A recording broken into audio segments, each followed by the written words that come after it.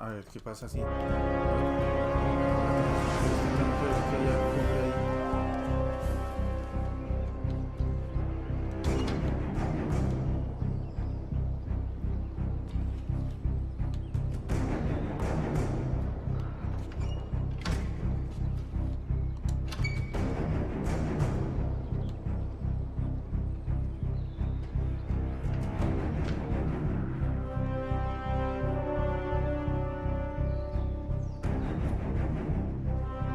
Conferencias en Portugal, y la noche de la última conferencia en el centro de Lisboa había en la mesa, apoyado al lado del micrófono, un sobre cerrado, y en portugués estaba escrito para entregar en mano a Mauro Biglino. Lo leí, o sea, estaba en portugués, pero bueno, es bastante fácil de entender el portugués, así que y se lo di al periodista que conducía el evento y le dije, léala usted antes que nada, porque allí estaba escrito que yo era el hijo de Satanás, el hijo del diablo, que soy el anticristo y que pronto seré castigado. Así que bien, acá está el hereje, así que... Ok. Entonces, empezamos. Así como soy, me toman. Antes tuve el honor de la visita de un especialista que está acá en la sala, que es el doctor Arturo Berardi, director médico, neurocirujano, que entre otras cosas colabora conmigo en el análisis médico de la Biblia, y tanto en los libros anteriores como en el nuevo libro, donde condujo un análisis estupendo sobre el llamado milagro de Eliseo, y como él ya había comentado en mi libro anterior, el presunto milagro que Jesucristo habría realizado en un endemoniado, que no solo no es un milagro, sino que Jesucristo no hizo nada. Es decir, no hizo nada más que observar la sucesión de los eventos, como está escrito claramente en los evangelios, pero él lo analizó como especialista y ahora analizó el milagro de Eliseo, es decir, la resurrección de un muchacho. Y también ahí, en definitiva, salen a la luz cosas muy curiosas, pero eso estará en el nuevo libro que sale ahora en el salón del libro de Turín. Pero bueno, antes que nada, gracias a Nicole y a todo el grupo. Gracias a todos ustedes también, que son realmente muchos, y eso me agrada compartir con ustedes mis estudios. Así que digo compartir porque ya saben, se ha dicho y con razón antes, no tengo ninguna verdad que entregar, no la tengo ni siquiera para mí. Por lo tanto, mucho menos tengo para los demás. Yo solamente cuento las cosas que me parece que estoy leyendo en un libro, y eso lo digo desde hace tiempo. En este sentido, hago un trabajo de estúpido, porque cuento lo que leo, que es realmente un trabajo de cretino, porque uno cuenta lo que lee. Después, bueno, hago algún razonamiento por encima, pero nada más, porque no hay nada más que descubrir. Yo en estos 7 años, desde el 2010, cuando empecé a contar lo que me parece que estoy leyendo realmente en los llamados textos sagrados, digo constantemente que solo se puede hacer de cuenta que porque de esos textos no sabemos nada, pero dado que sobre esos textos se construyó lo que conocemos, más vale que por lo menos deberíamos saber lo que está escrito, porque a nosotros nos presentan siempre esos textos como si contaran una cierta historia, y digamos que a menudo la Biblia nos es presentada como si la Biblia no existiera, es decir, sin tener en cuenta en lo más mínimo lo que está escrito, porque se parte de una suposición teológica, y esa suposición teológica debe por fuerza encajar con ese libro. En cambio, el procedimiento normal, según el sentido común, es: leo un libro primero, miro lo que está escrito y luego, si acaso, saco algo de eso, si es que hay algo que sacar, si es que hay algo que obtener. Yo, de todas formas, al hacer los razonamientos, hago razonamientos muy simples, muy básicos, tan básicos que desde la Universidad de Nápoles, un profesor me envió un correo electrónico que habla de mí, un correo que es público, pero que pocos vieron, pero yo quiero que sea conocido por la mayor cantidad posible de personas, porque es importante, porque en este correo, este profesor universitario dice: Biglino no es otra cosa que un mentecato, alguien que perdió la cabeza. Ahora bien, yo lo estoy leyendo en las conferencias porque quiero que lo sepan muchos. Quiero que sepan que Biglino es un mentecato. De hecho, ya las conferencias en las que lo dije ya van por las 500.000 o 600.000 visualizaciones. Así que por eso lo digo, para que no quede ahí en un grupito de Facebook de 50 o 60 personas. Porque ya que Biglino es un mentecato, Biglino entonces tiene la libertad de decir lo que quiera. Porque a los mentecatos se les concede todo. A lo sumo se los mira con una sonrisa complaciente, burlona, con una sonrisa de superioridad, como diciendo, bueno, fantástico, a mí no me importa. Por mí está bien, no tengo problema. Así que sepan que van a escuchar el razonamiento de un mentecato. ¿Ok? Así que, razonamientos de un mentecato que antes de llegar a cosas un poco curiosas que veremos sobre el Antiguo y el Nuevo Testamento, como de costumbre voy a ir hablando dependiendo de lo que surge también mientras hablo. Sin embargo, hay una consideración general que vale igualmente, independientemente de las traducciones, y que no implica ni intervenciones exegéticas o razonamientos difíciles. Del Antiguo y también del Nuevo Testamento no sabemos nada. Es decir, no sabemos quién lo escribió. No hay ni un solo renglón que podamos decir que sabemos que lo escribió tal o cual persona. No hay ni uno.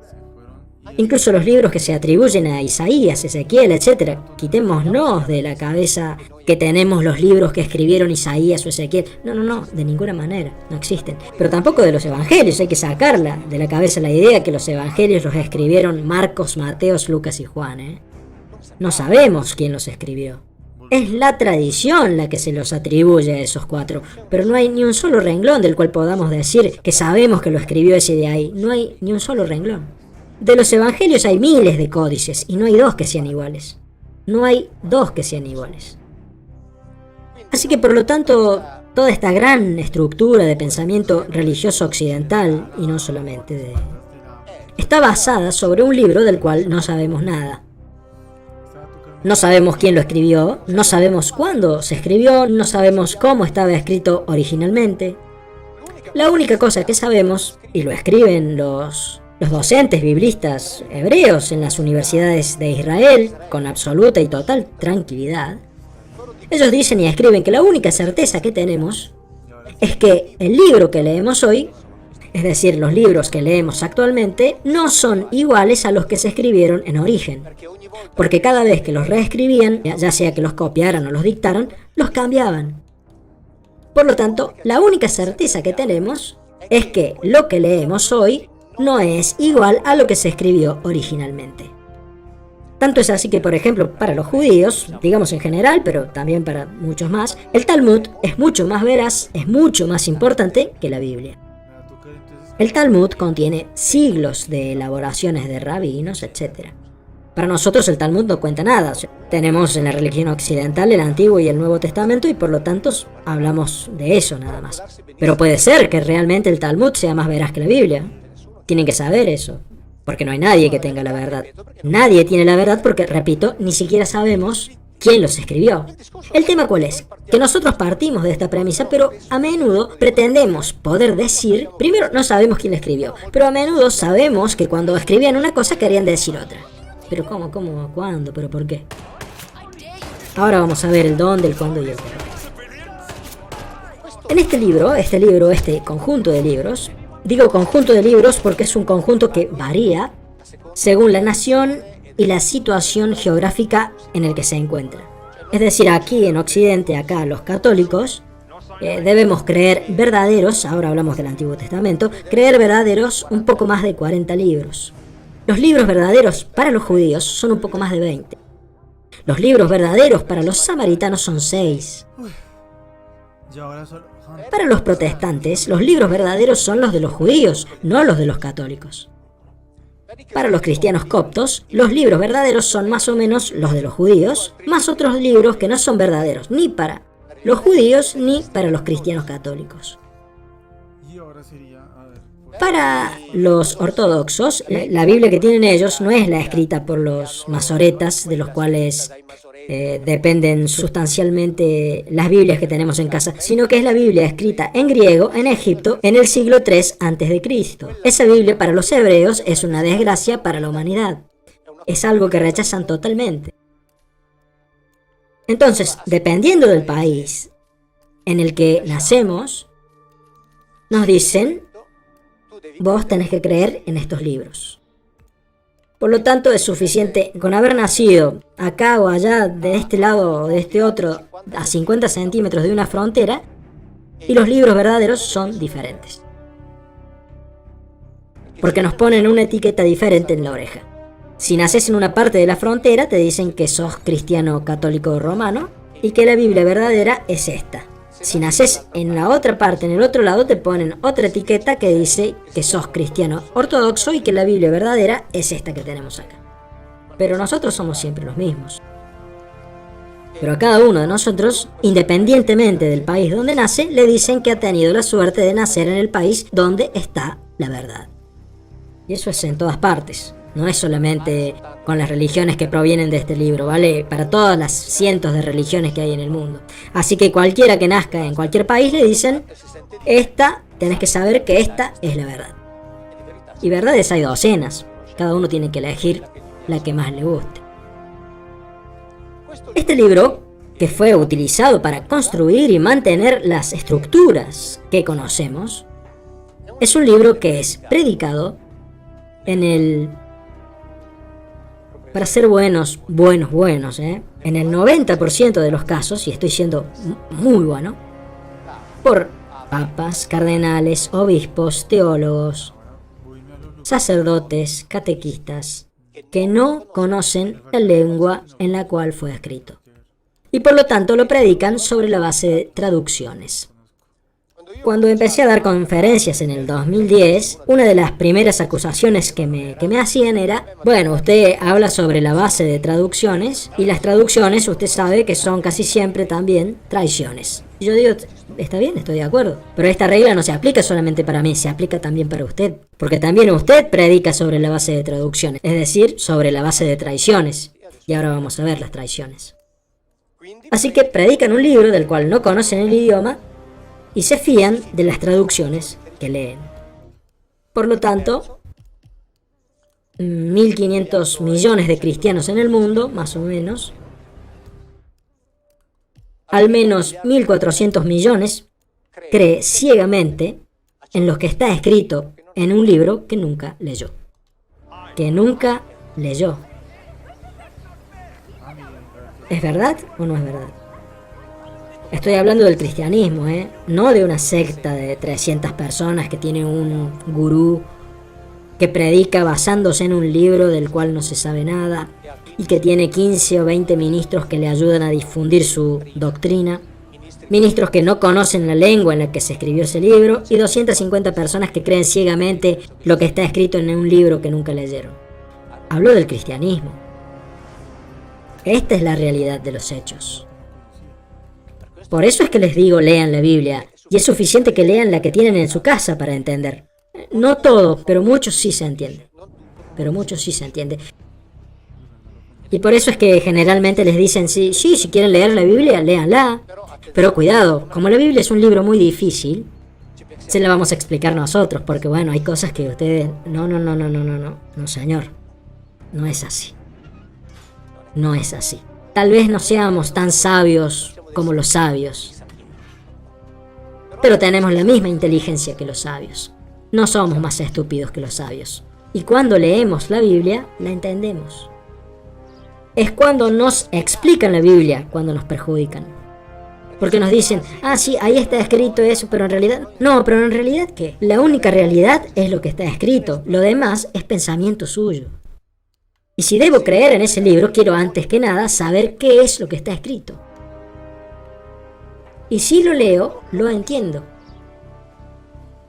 Así que, así es. Y les pongo un ejemplo. De vez en cuando, en las conferencias, aparece gente con la Biblia que se pone a gritar. Y bueno, nos divertimos un poco con eso, ¿no? Y yo me pregunto, ¿por qué estos que vienen a gritar, justificadamente, por favor, les entiendo, pero por qué no van también a la iglesia el domingo por la mañana a decir... Saquen todas las estatuas, fuera todos los cuadros, fuera todas las representaciones, porque Dios dijo claramente en la Biblia que no deben estar. Y esa orden nunca fue revocada. Cada iglesia es una blasfemia contra una orden de Dios específico. No haréis imágenes. No se arrodillarán delante de imágenes. ¿Y por qué llenan las iglesias de imágenes? ¿Por qué ponen mostradores, puestitos con santos para vender y obtener ganancias, estatuitas? ¿Por qué? Exacto, marketing. Porque saben que lo pueden hacer. Porque saben que ese Dios nunca les pedirá cuenta. Porque ese Dios lo inventaron ellos. Y por lo tanto saben que nunca tendrán que rendirle cuentas. Y entonces llenan las iglesias de imágenes. Porque saben que sin imágenes es mucho más difícil retener a los fieles. Porque los creyentes necesitan arrodillarse delante de una imagen de la Virgen. O delante de una estatua del Padre Pío. Lo necesitan y entonces lo permiten. No solo lo permiten, sino que lo incentivan. ¿Alguien me explica la diferencia que hay entre estas cosas que menciono y las estatuas que los romanos, las estatuas de los lares y de los penates que los romanos también tenían en el dormitorio? No hay ninguna. Ninguna. Decimos, pero los romanos pensaban que hablaban con sus antepasados. Bueno, pero en los entierros, ¿no escucharon que dicen, oremos por nuestros difuntos y oremos que nuestros difuntos intercedan por nosotros? ¿No escucharon eso? ¿Y qué diferencia hay? Ninguna. Ninguna. Dentro de 2000 años, cuando estudien el cristianismo como una religión histórica, la van a definirán el cristianismo como una idolatría. Exactamente como hacemos nosotros con las religiones antiguas a las que llamamos con desprecio paganas. Eran unos pobres idiotas. Bueno, nosotros igual. Iguales que ellos. Dentro de 2000 años van a encontrar acá miles de estatuas de uno clavado en una cruz. Y cuando hagan las investigaciones históricas, llegarán a la conclusión, como ya estamos llegando ahora, que pruebas históricas de su existencia no hay ni siquiera una. Y entonces dirán que adoraban un ídolo. Y que a ese ídolo le atribuyeron una madre, y que a partir de cierto momento en adelante, no inmediatamente, sino después de algunos siglos, empezaron a adorarla a ella también. Y que después hicieron toda una serie de divinidades intermedias que llamaban los santos. Y se dirigían a estas divinidades intermedias para obtener favores, gracias, etcétera, etcétera, etcétera. Van a decir así exactamente lo que decimos nosotros de las llamadas religiones paganas de hace 2000 años, porque no hay ninguna diferencia. Ninguna. Y esto no tiene que ver con las traducciones. No tiene nada que ver con lo que está escrito. Es simplemente un hecho de esta situación. Si nosotros, digo nosotros en el sentido de Occidente, si miramos desde arriba y con superioridad de los pobres estúpidos romanos que conquistaron el mundo, pero que hablaban con piedras, detrás de las cuales no había nadie. O a los pobres estúpidos asirios, babilonios, egipcios, que hablaban con piedras, detrás de las cuales no había nadie. Pero ahora nosotros hablamos con piedras, detrás de las cuales sí hay alguien, de cuya existencia histórica no hay ninguna prueba. No hay ninguna diferencia. Y cuando lo digan del cristianismo, tendrán razón en decirlo. Tendrán razón en decirlo, porque no hay nada que hacer sobre ese tema. Porque es así. Por lo tanto, esto tiene que ver también con la lectura de esos textos. Bueno, ustedes ya saben, lo dijo antes Nicola, yo digo siempre, hagamos de cuenta que es verdad lo que está escrito, siendo conscientes que podría no ser verdad. Porque como cada vez que la reescribían la cambiaban, quién sabe dónde quedó la verdad. Pero este es el libro que tenemos, y este es el libro que llamamos el libro de los libros, y por lo tanto digo, vayamos a ver por lo menos qué es lo que está escrito. Porque si además de que no sabemos nada, encima nos sentamos y nos la cuenten, como si dentro hubiera cosas escritas que en realidad no están escritas, no están realmente, no están, pero se dan por ciertas porque quien nos la dice es la autoridad. Y esa autoridad hace 2000 años, que es reconocida como tal, y entonces si lo dicen ellos, es verdad. No, lo siento, pero no es así. Entonces yo digo, vamos por lo menos a mirar qué es lo que está escrito con todas las dudas del caso y probemos a hacer de cuenta que es verdad lo que está escrito y veamos qué es lo que resulta. Así que desde el año 2010 que me dicen constantemente, no, usted hace la lectura literal y la lectura literal es la lectura de los ignorantes. Es la lectura de los imbéciles, es la lectura de los niñitos, es la lectura infantil. Bueno, muy bien. Supongamos que es así. No me importa. Yo sigo haciendo ahora. Lo importante es decirlo, ¿no? Yo hago la lectura literal.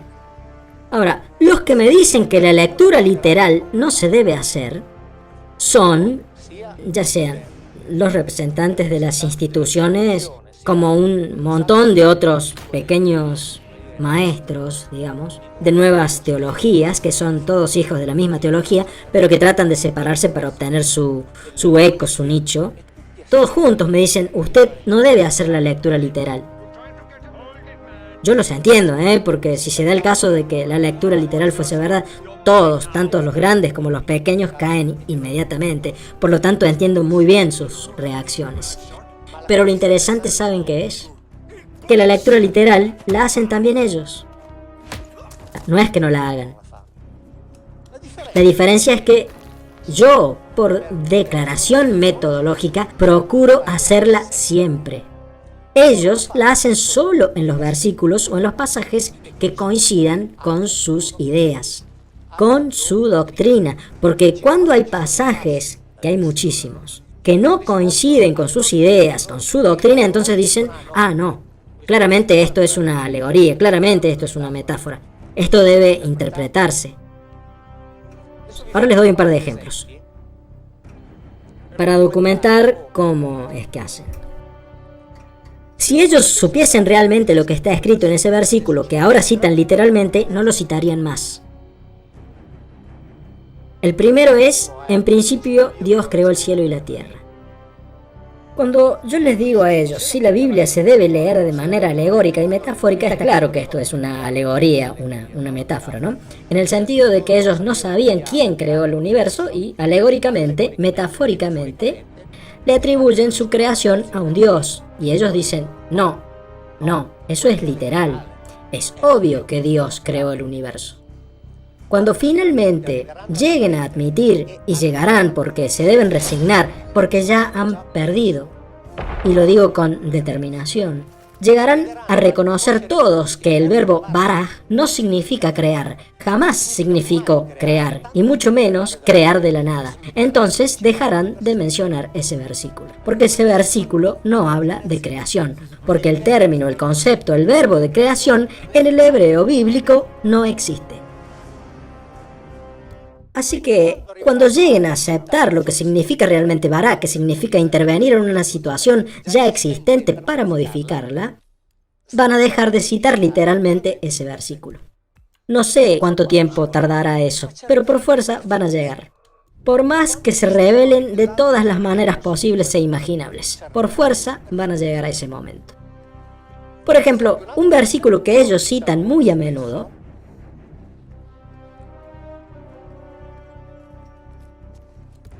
¿hay alguien acá que tenga una Biblia? A ver.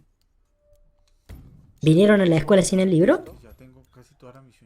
Y eso que lo habíamos anotado, Esta de acá es la Biblia de la familia cristiana, que yo leo siempre, yo utilizo solamente esa. Así nos quedamos todos tranquilos.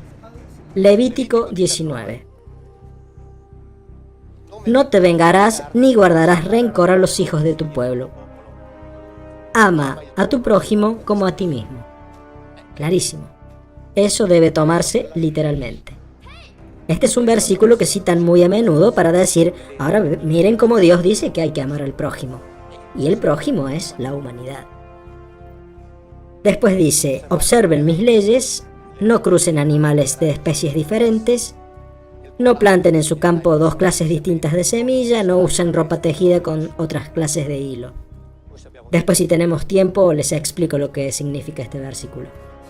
Estamos en la misma lista de mandamientos, ¿no? Así que, ama a tu prójimo como a ti mismo.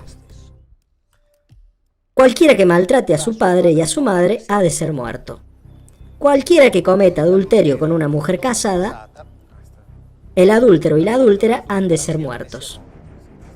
Si uno tuvo relaciones con la nuera, ambos serán muertos. Sin guardar rencor. Está escrito acá. Quien copule con una bestia debe morir, y también a la bestia matarán. Así que ama a tu prójimo como a ti mismo. Muy bien. Ahora vamos a ver quién es el prójimo en la Biblia.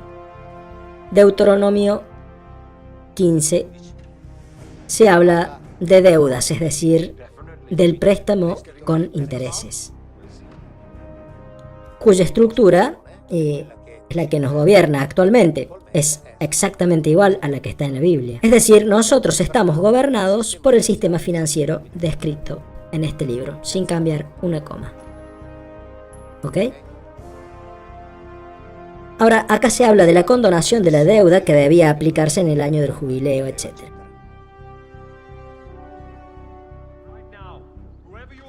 No le cobrarás a tu prójimo y a tu hermano el interés. Podrás sí exigir el crédito al extranjero. Es decir, el prójimo para la Biblia siempre es, cuando la lean lo van a entender, es tu vecino de tienda, el que pertenece a tu clan tribal. Los que no pertenecen a tu clan tribal no son tu prójimo. Al extranjero, es decir, al que está fuera de tu tribu, sacale todo el dinero que podás. Pero a tu prójimo, no. ¿Entienden la diferencia? Ama a tu prójimo como a ti mismo.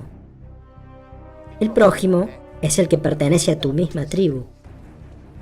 Los demás, lean y vean lo que había que hacer con los demás. Saben los mandamientos, ¿no? No desearás la mujer de tu prójimo, no desearás las cosas de otros, no desearás los animales de otros. También ahí el término es siempre el mismo, es decir, de tu vecino.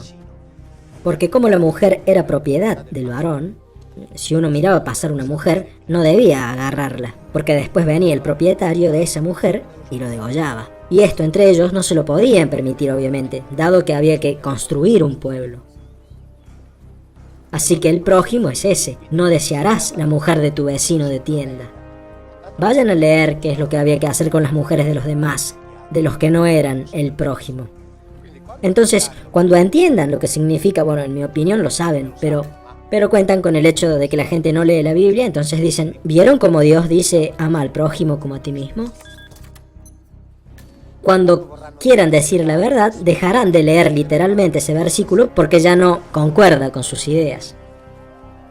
Porque la Biblia es muy clara. Incluso un mentecato puede razonar sobre eso, porque son razonamientos muy simples. Por un lado dice, ama a tu prójimo, y luego dice, a tu prójimo no le pidas intereses, pedíselos al extranjero, que no es tu prójimo. Solamente basta que esté fuera de tu tribu para que lo puedas tratar y explotar como quieras. A no ser que no lo incorpores, entonces ya es uno del grupo y ya es otra cosa. Pero mientras está fuera, aprovechate de él, matalo, llévate su rebaño, robale el terreno, hacele lo que quieras. No solo estaba permitido, sino que se ordenaba hacerlo. Era ordenado. Y atención, cuando lean la Biblia comprenderán que todas estas órdenes, estas continuas guerras de exterminio, porque de eso se trata, de guerras de exterminio, ocurrían entre primos, atentos, atención, entre primos, es decir, entre tribus pertenecientes todas a la familia de Abraham. Por lo tanto, no eran los hebreos contra los otros pueblos, no. Había una familia de hebreos, los israelitas, que combatían contra sus primos hermanos. Y muy a menudo con la orden, extermínenlos a todos. ¿Entienden? Así que entonces van a dejar de leer literalmente también este versículo. Porque este versículo tiene un significado clarísimo, claro. No hay que entenderlo. Probablemente tendrán que esconderlo cuando entiendan lo que realmente significa. Y así que ellos cuando hacen, por ejemplo, mañana por la mañana, algunos o muchos, no sé, de ustedes, van a ir a misa. Y si van y le preguntan al sacerdote, ¿Qué debo hacer para entrar en el reino de los cielos? Y el sacerdote debería responderles igual que Jesucristo: observa los mandamientos. Y ustedes van a decir: los he observado a todos, los estoy observando a todos, los he seguido, los he cumplido. Y el sacerdote debería decirles exactamente lo que dijo Jesucristo: no es suficiente con eso, todavía te falta algo.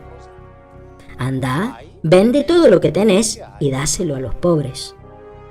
Yo estoy seguro que el sacerdote eso no se los va a decir. Porque si lo dijera, perderían en un minuto todos los fieles del mundo.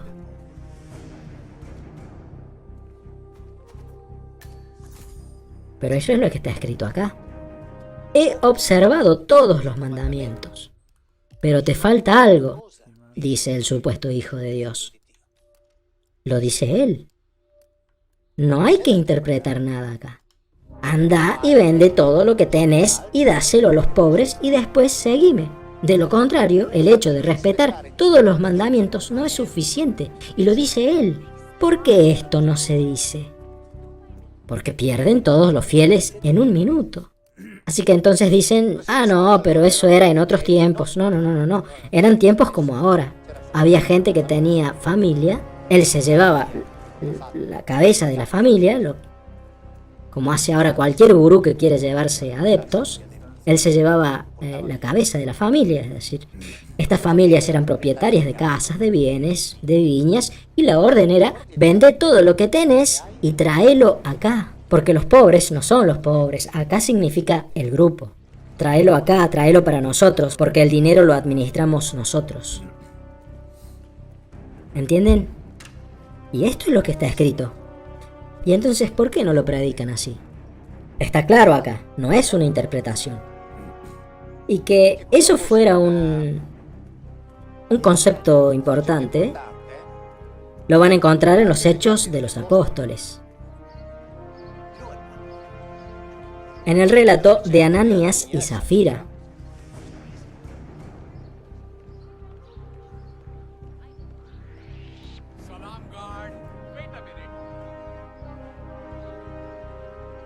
Hechos de los Apóstoles, capítulo 5. Un hombre de nombre Ananías con su mujer Zafira vendió su propiedad, pero se guardó para sí una parte del dinero. Por lo tanto, él vendió, y como se había ordenado antes,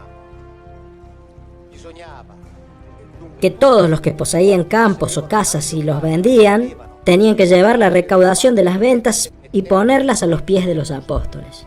Es decir, el dinero lo gestionaban los jefes.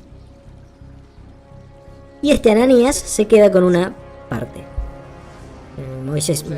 Pedro se percata, se da cuenta y le dice: ¿cómo has podido concebir en tu corazón una acción semejante? No le has mentido a los hombres, le has mentido al Espíritu. Y al escuchar estas palabras, Ananías cae muerto al suelo. ¿Le habrá dado un infarto? ¿Una isquemia? ¿Se habrá muerto de miedo? ¿O será que lo mató Pedro? Porque no se podían permitir que alguien pensara con su cabeza. Las órdenes debían ser ejecutadas. ¿O será que lo hizo morir Dios? Lo que sería aún peor. Después su mujer, que en aquel momento no estaba, llega a Zafira. Cuando ella vuelve, le dice: los que han ido a sepultar a tu marido, ahora te llevarán también a ti. Y también ella muere. 2 infartos. No se podían pasar de la raya en esa secta. No se podía fallar. Nadie podía permitirse pensar con su propia cabeza. El dinero lo traen para nosotros. ¿Pero este no era el grupo que predicaba que había que perdonar 70 veces 7? Es decir, perdonar infinitamente. ¿No tendrían que haber dicho: sí, Ananías, te entiendo, te quedaste con un poco del dinero, cometiste un error, por esta vez que perdonamos, no lo hagas más? No. ¿Te quedaste con un poco de dinero? Muere. Y está escrito acá, ¿eh? No son las traducciones mías.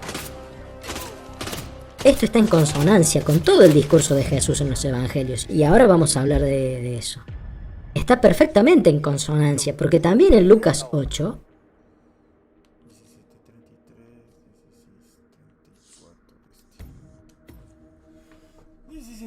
34, el otro es 35, no, porque Pidan que se los expliquen, ¿eh? después, por el momento necesito este. Pidan que se los expliquen a esto. Ahora bien, en Lucas 8 está escrito que para el mantenimiento de ellos, es decir, de aquel grupo, proveían las mujeres adineradas con sus bienes y que estaban siempre con ellos. ¿Qué diferencia hay entre eso y los gurúes actuales que son mantenidos por mujeres adineradas? En 3 años predicando, Jesucristo no trabajó ni una hora. Y como no había subsidio de desempleo en esa época, si no trabajabas, no comías. A menos que fueses un mantenido. Y lo dice la Biblia que había alguien que lo mantenía. Lo dice el Evangelio. Solamente hay que leerlos. Entonces después se entiende que toda una serie de cosas que nos cuentan no coinciden con los textos. El perdonar 70 veces 7, ¿dónde está? Porque evidentemente al primer error pagabas con la vida. Un error que tenga que ver con el dinero, Qué casualidad. Y evidentemente las cosas no han cambiado mucho. En definitiva, van a ver que leyendo las cosas se hacen razonamientos de mentecatos. Bueno, estoy diciendo las cosas de acuerdo a cómo me van saliendo. Así que, a ver.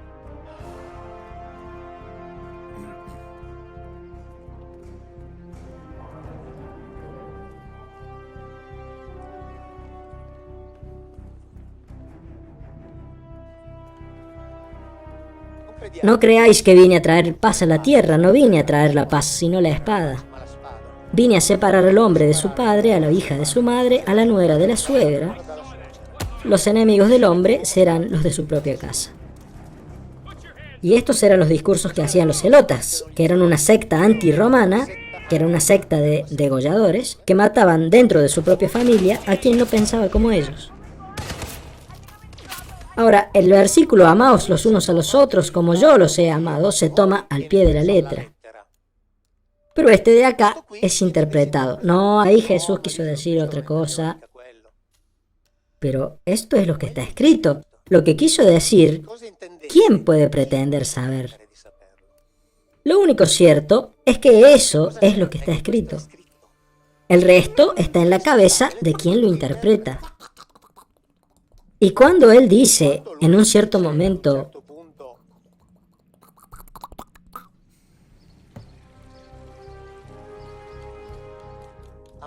precisamente porque lo digo porque es un versículo que se cita muy a menudo, este es mi mandamiento, que os améis los unos a los otros como yo os he amado, entre vosotros, exactamente igual que el discurso que Yahvé hacía a los israelitas. Y después él se dirige al Padre, es decir, a su comandante, y le dice, yo rezo por ellos. Estamos en el Evangelio de Juan 17:9. Yo rezo por ellos, no rezo por el mundo, sino por los que tú me has dado. Es decir, yo rezo por nosotros, por nuestro grupo. Te los encomiendo a ellos, yo no rezo por el mundo. Cuando entenderán eso, o quieran entenderlo, o fingirán entender el significado real de lo que está escrito, dejarán de citar estos versículos. Porque no significan lo que ellos dicen cosas completamente diferentes. Dentro de un rato seguimos.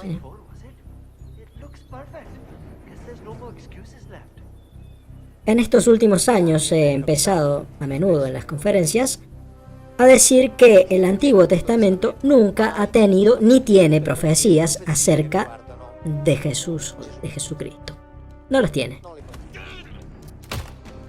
Obviamente, como se podrán imaginar, todo esto suscita reacciones de muchos tipos. Y alguien escribió, sí, hay siglos de tradición que dicen una cosa, y ahora llega Viglino, y Viglino descubrió todo de nuevo. No, Viglino no descubrió absolutamente nada. Yo leo el Antiguo Testamento y no encuentro nada que se refiera a Cristo. Punto. La profecía más importante es la que escucharon todos seguramente. La Virgen concebirá y dará a luz un niño que se llamará Emmanuel. ¿Ok? Esto es en el libro de Isaías, capítulo 7. Conferencia Episcopal Alemana. A partir del 2017, la traducción de ese versículo cambia. La traducción de ese versículo en las Biblias alemanas es: la Virgen ha concebido y está por dar a luz. Ha concebido, no concebirá. Y en la nota del pie de página está escrito que la palabra hebrea traducida como virgen no significa virgen, sino doncella joven. Ahora yo digo, podrían haber tenido el coraje de dar un paso más y en vez de poner virgen, poner joven doncella. Pero bueno, hay que dar un paso por vez. Entonces, ha concebido, ya no está más el concebirá. Por lo tanto, esta profecía desaparece de las Biblias alemanas. En hebreo está escrito esto: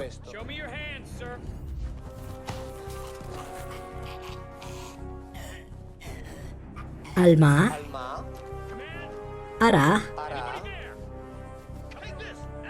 Alma hará Yoledet. Alma en hebreo significa joven doncella, doncella joven, porque cuando en hebreo y en la Biblia, cuando se quiere indicar una virgen, se dice betulá, porque son dos sustantivos distintos. Así que alma es una cosa y betulá es otra. Doncella joven, joven doncella, hará. No es ni siquiera un verbo, es un adjetivo que significa encinta. Yoledet es un participio que significa parturienta. Entonces, una joven doncella que está embarazada concebirá, ¿no? Porque está encinta en el momento en el que escriben ese versículo. Por lo tanto, esa profecía, una virgen concebirá, nunca estuvo en la Biblia hebrea. Nunca. Ahora bien, cuando dicen, ahora llega Viglino y dice, no, Viglino dice, atención, miren que en hebreo está escrito esto. Punto. No hay nada que descubrir. Está escrito eso. Basta. Después de esto, explíquenme ustedes por qué pusieron el verbo en plural. Claro, bueno, porque lo traducen en plural porque lo toman de la Biblia escrita en griego, donde el verbo está escrito en plural. Pero la Biblia escrita en griego, para los hebreos, es una desgracia para la humanidad. Y de todas formas, en cualquier caso, tenemos que tomar nota de un hecho, que entre la Biblia hebrea y la griega hay una diferencia sustancial, porque en la que está en hebreo, la doncella ya está embarazada, y en la griega no. ¿Quién tiene la razón y quién sabe quién la tiene? Atención, probablemente tenga razón la Biblia hebrea. ¿Por qué? Porque en la Biblia está incluso escrito el nombre de esta chica. Abiyá, o también Abi, que era la joven esposa del rey Ahaz de Judá, que en el momento en el que se escribió ese versículo ya estaba embarazada, y como ese rey estaba entregando a Israel en manos de los asirios, ellos tenían la esperanza de que, estando ella ya embarazada y estando por dar a luz al nuevo heredero del trono, el nuevo heredero al trono les habría de nuevo liberado del yugo asirio. Por lo tanto, la Biblia nos dice incluso el nombre de esa chica. Más claro que eso no puede ser la Biblia. No puede. Solamente no hay que esconderlo. Sin embargo, se necesitaba encontrar una profecía que hablara de una virgen, que en el futuro daría a luz, pero lo que pasa es que no está, y si no está, no está, se acabó. Por suerte, la Conferencia Episcopal Alemana tomó nota. Menos mal, y espero que tarde o temprano también todos los demás tomen nota de esto. Y esta es una de las traducciones que cambian. Ahora, cuando al principio yo les decía que aquellos que la predican lo hacen sin conocer la lengua en la que está escrita, pienso en los sacerdotes alemanes que hasta el 31 de diciembre de 2016 tenían que decir: Isaías en su capítulo 7 previó el parto virginal de María, y a partir del 1 de enero de 2017 ya no lo podían decir más, porque la traducción cambió. ¿Entienden? Y hay otras traducciones que van a cambiar en los próximos años. Por lo tanto, quien predica sobre la base de una traición son ellos. Porque yo modestamente intento devolver un poco de dignidad a la Biblia diciendo: miren que esto es lo que está escrito. Después, crean ustedes lo que quieran. En cuestiones de fe yo no me meto, faltaría más. Por Dios. Yo no digo que Dios no existe, como alguien dice que yo digo. Yo no tengo ese conocimiento para decir que Dios no existe. ¿Cómo podría decir eso yo? Para decir que Dios no existe debería ser alguien que sabe. Pero yo no soy uno que sabe. Yo soy uno que es un ignorante que estudia, que lee y trata de entender. Así que yo no tengo ni la certeza de los fieles, ni la certeza de los ateos. Dios, para mí Dios puede incluso existir. ¿Qué sé yo? Sí. Cómo se originó el universo, si es que hubiese una necesidad de definir un origen, porque podría ser que ni siquiera lo tenga. Y de esos temas yo no me ocupo porque yo no sé nada al respecto. Por lo tanto, nunca jamás se me pasaría por la cabeza decir que Dios existe o no existe. A la pregunta yo respondo, yo no sé, porque es lo único que puedo decir, yo no sé. Solamente yo les digo que en ese libro no se habla de Dios, y sobre esto no tengo dudas. Y el hecho de que no hable de Dios no significa que no existe. Yo me doy cuenta de que vivimos en este mundo occidental en el cual si algo está escrito en la Biblia es que es cierto, y si no está escrito en la Biblia no es cierto, pero por suerte no es así. Porque la Biblia es uno de los muchos libros que la humanidad escribió a lo largo de su historia y contiene también un montón de mentiras y de contradicciones. Realmente contradicciones internas en el texto, es decir, afirma una cosa y 10 páginas después la niega. Así es que tenemos que tomar ese libro por lo que es. Pero al menos leamos lo que está escrito. Porque repito, en el momento en que nos cuentan que Isaías a través de esta profecía previó el parto virginal de Jesús, lo que nos están diciendo es falso, porque en la Biblia hebrea eso no está. Está todo ahí. No hay nada que descubrir, es suficiente con leer. Entiendo que alguno me diga que no sabe hebreo, pero hay Biblias interlineales que contienen traducciones más literales que las otras. Además, hay toda una serie de otras cosas que absolutamente deben cambiar y que cambiarán. Y que tienen que ver nuevamente con traducciones forzadas. Una lástima que ninguno de ustedes tenga una Biblia, porque la verdad hubiera sido... Ah, hay una Biblia ahí. ¿Podríamos buscar Génesis 20, por favor?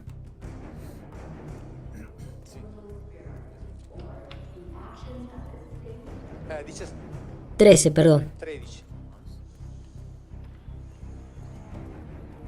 Acá es Abraham el que habla. Abraham está contando de cuando el Elohim de nombre Yahvé fue a buscarlo a la tierra de sus padres y le dijo: deja la tierra de tus padres y ven conmigo, que vamos a conquistar un territorio.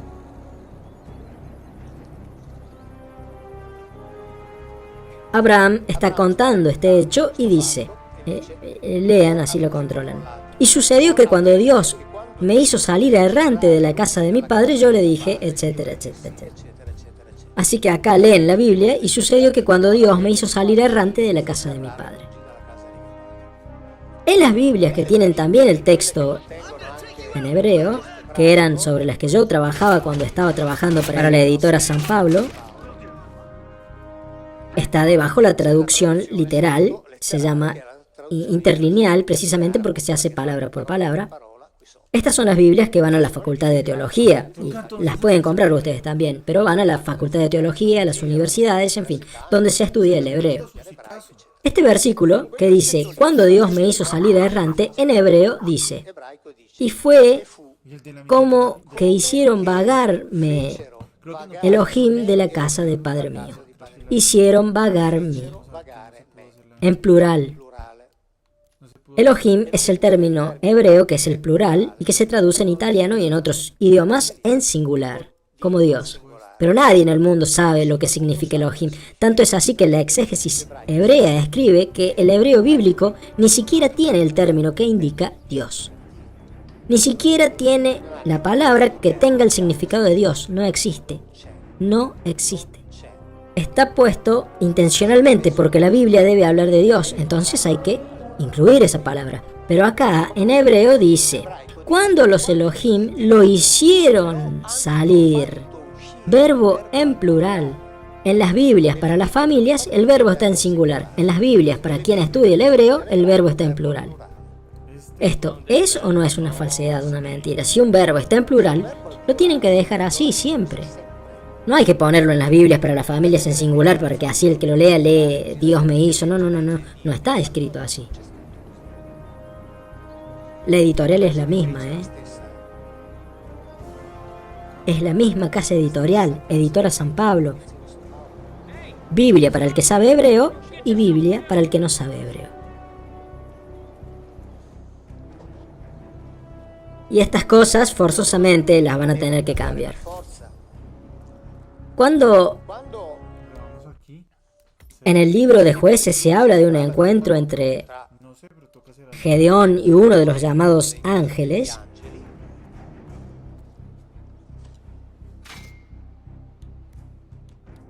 estamos en el capítulo 6 del libro de Jueces, versículo 21. Hacen una serie de cosas y después, en las Biblias que tienen ustedes en su casa, vamos a leerlo. Jueces 6:21. Nicole, ¿le puede dar el micrófono, por favor, a él? Gracias.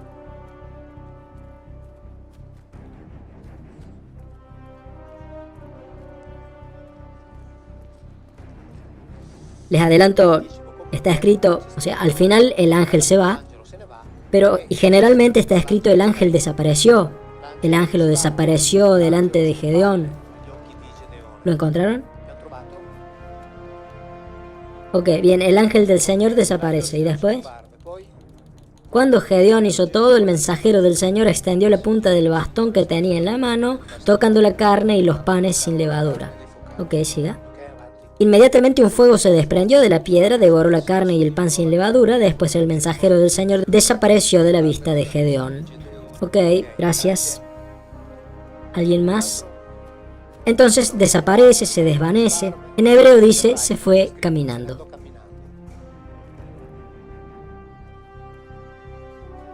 ¿Y por qué se fue caminando? Porque los malaquim de la Biblia no son los ángeles que fueron inventados después. Eran individuos de carne y hueso, que comían, bebían, caminaban, se lavaban, podían ser atacados y eran en general peligrosos. Era mejor no encontrarse con ellos, porque cuando se encontraban con ellos había riesgo de morir. Y así que como eran individuos de carne y hueso, se van caminando. Y tienen que cambiar estas traducciones, las tienen que cambiar, porque son falsas. No hay discusión, no hay exégesis. Ahí no están traduciendo, están interpretando. Interpretando partiendo de la suposición que como los ángeles son ese tipo de cosas, ¿cómo se tienen que ir? ¿Desapareciendo? No. Lo que pasa es que en la Biblia los ángeles no son ese tipo de cosas, por lo tanto no desaparecen. Caminan. Nada más. No es exégesis, esa traducción es falsa. Deliberadamente falsa. Acá están todos los diccionarios que indican qué significa ese verbo. Todos. Caminar, andar, caminar. Todos dicen lo mismo. Cuando Daniel es visitado por un cierto Gabriel, digo un cierto porque Gabriel en hebreo no es el nombre de un individuo, sino el nombre de un grado dentro de una jerarquía militar. Es alguien que ejerce el poder por cuenta de un él. Es un Gabriel, es un Geber de un él, es decir, un Gabriel. Gabriel va a reunirse con Daniel.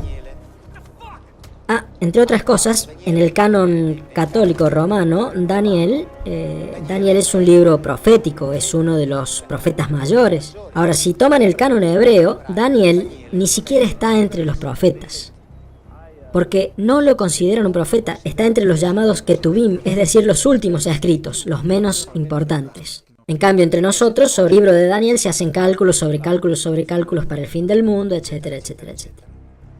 Entonces, cuando este Daniel,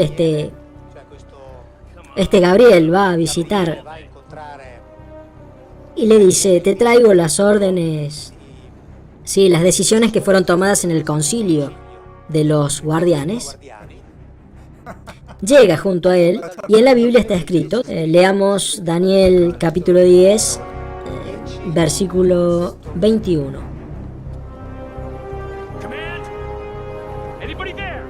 Daniel 10, 21. Así verificamos en directo que es lo mejor, ¿no? En el sentido de que no tienen que creer ni una sola palabra de lo que yo les digo. Así, por favor, si tienen Marquen los versículos que yo les digo y los controlen en su casa, porque es la única cosa importante que tienen que hacer. ¿Lo encontró? Sí, por favor. Yo te declararé lo que está escrito en el libro de la verdad. Ninguno me ayuda en esto, sino Miguel, vuestro príncipe. Discúlpeme, Daniel 10:21. ¿Qué dice? Ah, no, discúlpeme, es el 9, perdón, qué tonto que soy, perdóneme. 9:21, sí. Uy, no, se vinieron todos, ¿qué hago? Mientras aún hablaba y oraba, Gabriel, a quien yo había visto en la visión al principio, voló veloz hacia mí. Gracias. Por favor, ahí.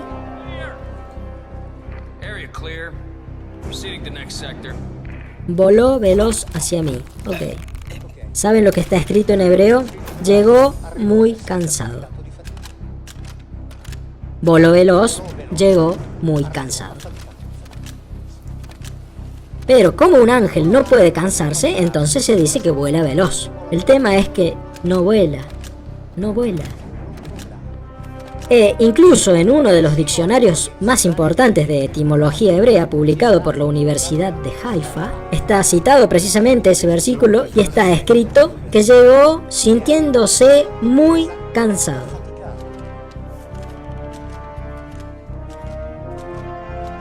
¿Entienden que no hay necesidad de descubrir nada? Bastaría con que escribieran la verdad. Bastaría que tradujesen la verdad. Y entonces sabríamos que Gabriel, el imaginado ángel, se cansa y se cansa mucho. Descubriríamos que estos ángeles imaginarios se van caminando. Y digo lo descubriríamos porque lo descubriríamos como una sorpresa, porque en nuestros libros no está. Porque las reemplazaron con esas traducciones. ¿Entienden? Lo que pasa es que después ustedes van a mirar y el texto está diciendo otra cosa.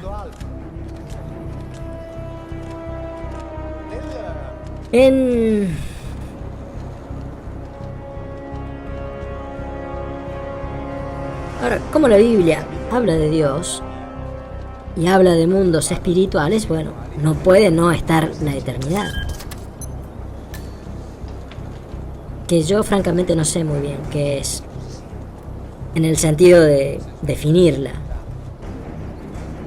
Definirla como el tiempo que dura para siempre no es correcto, porque la eternidad es el no tiempo. Pero el no tiempo yo no sé lo que será, porque nosotros lamentablemente vivimos dentro de algo que va mutando y las mutaciones de todos modos marcan el tiempo. Así que se dice que el tiempo es una ilusión, pero en función de esta ilusión yo sabía que a las 4 tenía que empezar acá. Así que de otra forma hubiera dicho, como el tiempo es una ilusión, voy el año que viene. Total, ustedes no se van a dar cuenta porque es una ilusión, porque el tiempo es una ilusión. Así que en realidad una cosa son los grandes discursos y otra cosa es la vida cotidiana, ¿no es cierto? Así que bueno, la eternidad. Hay un término hebreo que es olam, que se traduce siempre como eternidad, siempre, o la mayoría de las veces. Después sobre olam haremos un discurso muy curioso que nos lleva muy muy lejos, potencialmente muy lejos en el universo. Ahora bien, olam se traduce siempre como eternidad. Este que tengo acá es el diccionario de hebreo arameo bíblico de la Sociedad Bíblica Británica, edición italiana. ¿Hay alguien que pueda venir a leer? Edo, venga Edo.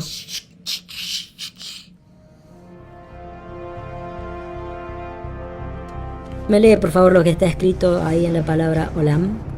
No traducir como eternidad. Gracias.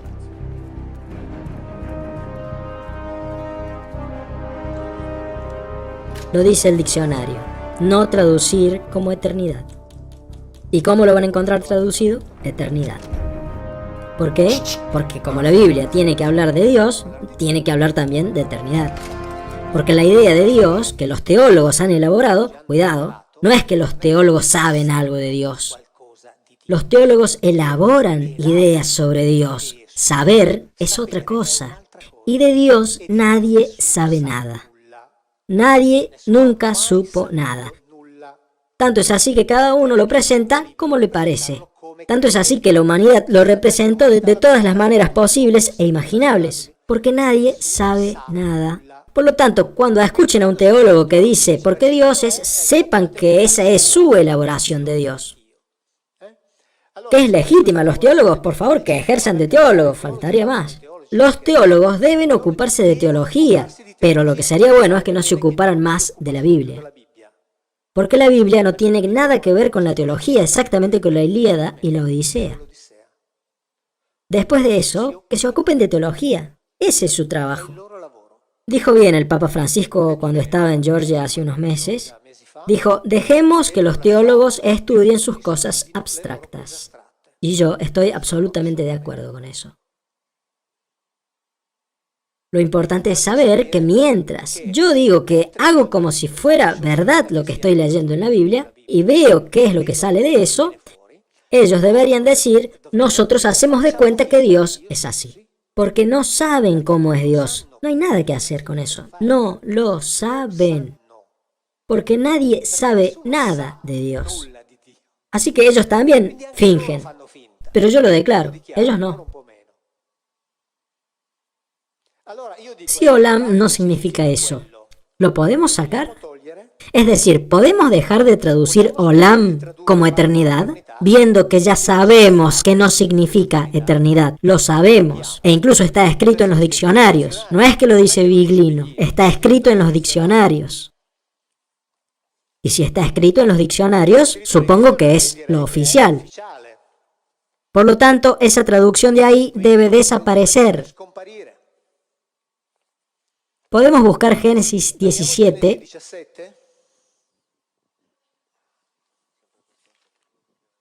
Versículo 1.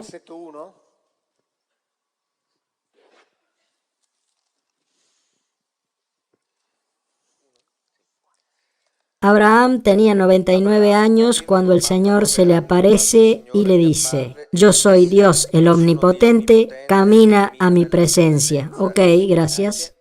Entonces, Abraham tenía 99 años cuando el Señor Dios, en hebreo dice cuando Yahvé, Señor es la traducción de Yahvé en hebreo. No es una traducción. Es la manera para representarlo, porque el significado de Yahvé nadie lo sabe. Así que traducir Yahvé como Señor es otra libertad que se toman. Así que digamos que como los judíos no pueden pronunciar el nombre de Yahvé, entonces lo sustituyen con Adonai, que es una invocación que significa Señor mío. Y entonces se escribe Señor. Pero atención, no es la traducción. Es la traducción de Adonai, no de Yahvé. Atención con eso. Cuando el Señor se le aparece y le dice, se le aparece. En hebreo está escrito otra cosa, pero no importa eso ahora. Aquí sería como si le dijeras a un amigo, Mario, hace como 2 años que no te me apareces. No, está escrito, se hizo ver. Que sería como si le dijeras a un amigo, hace 2 años que no te dejas ver. Algo así, igual, ¿ok? Pero después me dicen, pero usted habla sobre la base de traducciones y cada traducción es una traición. Y los que lo dicen son maestros, premios Nobel. Yo soy Dios el Omnipotente. En hebreo, Ani el Shaddai. Yo soy el Shaddai. Él es el singular de Elohim. Biblia de Jerusalén, edición del 2009, reedición 2013. La traducción común omnipotente no es exacta. El sentido es dudoso. Se ha propuesto Dios o Señor de la montaña, pero sería preferible el Señor de la estepa. Como se darán cuenta, en la Biblia debería estar escrito que Dios se presenta y dice, yo soy el Señor de la estepa. En ese caso, los pocos fieles que leen la Biblia se perturbarían, así que por lo tanto es mejor escribir omnipotente. ¿Entienden? Pero el hecho de que Él se presente como el Señor de la estepa es curioso porque es coherente con todo el discurso bíblico. Porque Él era el Señor de la estepa. Porque ese era el territorio en el cual Él encontró a los suyos cuando se los asignaron. Por lo tanto, esta definición que Él se atribuye es coherente. Después, que no es omnipotente, es suficiente con leer la Biblia para entender que no es omnipotente. Logró hacer una 10ª parte, con suerte, de lo que le prometió a los suyos. Digo desde el punto de vista territorial, una 10ª parte y es mucho. hizo mucho, mucho menos. Así que la omnipotencia es el último de los atributos que se le pueden atribuir a este personaje. Y realmente el último. Era pequeñísimo, era poderoso comparado con la familia que le asignaron, nada más. Así que por lo tanto, también omnipotente debe desaparecer. Debe desaparecer Olam, eternidad, debe desaparecer omnipotente, debe desaparecer Bará con el significado de crear, debe desaparecer la traducción de Elohim como Dios, debe desaparecer. En estas Biblias que les estoy mostrando, mientras trabajaba yo, ahora veo la traducción actual de los Salmos y veo que lamentablemente han vuelto a traducirlo, pero antes, cuando trabajaba yo, de hecho si consiguen esas ediciones lo pueden ver, Elohim no se traducía, se dejaba Elohim. Porque no se sabe lo que significa, y por eso se dejaba Elohim, que es la única cosa intelectualmente correcta y honesta que se puede hacer, no traducirlo. Pero está claro que si después el creyente no encuentra Dios, Dios, Dios, va a decir, ¿y entonces de qué habla la Biblia? Y finalmente va a entender de qué habla la Biblia, no de Dios. Y eso es todo. No hay necesidad de descubrir nada. Solamente hay que hacer un trabajo de tontos. Leer lo que está escrito. Deberíamos poder leerla con traducciones, no digo contrarias y tendenciosas, no, pero por lo menos traducciones correctas. Si el verbo está en plural, dejémoslo en plural. Si no sabemos lo que significa Shaddai, dejemos Shaddai. Si no queremos traducir Olam como eternidad, dejemos Olam, pero no hay que traducirlo como eternidad, viendo que sabemos que no significa eternidad. Porque en el momento en el que está escrito en los diccionarios y seguimos traduciéndolo así, estamos cometiendo una falsificación, y eso es evidente. Es evidente, y no estoy haciendo razonamientos de alta exégesis filológica para decir, pero no. Estoy simplemente remarcando cosas muy evidentes, y que ni siquiera deberían estar. Porque un verbo en plural se debe dejar en plural, incluso aunque te haga doler las muelas el hecho de decir algo así. Porque piensen un poco, si uno tuviera que traducir cualquier otra cosa y los verbos los pone como quiere, no, si el autor escribió así, lo tenés que dejar así. Y si no te gusta, lo tenés que dejar igual. Porque de lo contrario, si se empieza a cambiar, entonces cambiemos todos, no solamente vos. ¿Quién sos vos para cambiarlo? ¿Quién sos? Nadie, igual que yo. Y yo no los cambio. No cambio ni siquiera un punto de la Biblia masorética. Digo porque, por favor, si quitase un punto, me saltarían encima, incluso más de lo que me saltan ahora, para decirme que cambio las cosas a mi gusto, que es exactamente lo que hacen ellos, por cierto, ¿no? Y ahora les muestro lo que hace un puntito. Acá está escrito tbl. El hebreo bíblico, el hebreo en general, se escribe sin vocales, porque no hay vocales. Solamente hay sonidos de vocales. Y todo el lenguaje está formado por más o menos unos 500 grupos de 3 consonantes cada uno. Y dependiendo de los sonidos vocales que se le ponen, cambian de significado. Acá está escrito tbl. Le ponemos una E hebrea, que se hace con 2 puntitos. Otra E hebrea, la misma, y ahora se convierte en Tebel. Y así significa universo, mundo. Ponemos otra E hebrea, ponemos un puntito acá y otro acá, sigue diciendo Tebel, pero ahora significa encuentro sexual entre una mujer y un animal. Así es universo, mundo. Con los 2 puntitos es relación sexual de una mujer con un animal. Y yo no cambio ni siquiera un puntito, Cuidado, la exégesis hebrea, en cambio, sí lo hace. Cambia el significado, el actual digo, cambia el significado y tienen derecho a hacerlo. Porque estos puntitos de acá, pueden ser puntitos o pueden ser líneas pequeñas, etc., fueron añadidos entre el siglo VI y IX después de Cristo, así que terminaron de ponerlos en la época de Carlomagno, para tratar precisamente de detener la libertad para leer la Biblia. Y lo hicieron estos individuos que se llaman masoretas, es decir, los custodios de la tradición. Entonces, en el intento de bloquearla, pusieron esas cosas, como diciendo, de ahora en adelante la leemos así. Pero no es que ellos tenían la verdad, porque había 4 escuelas en ese tiempo. Ganó esta escuela, y por lo tanto tenemos esta, que se llama la escuela de Tiberíades.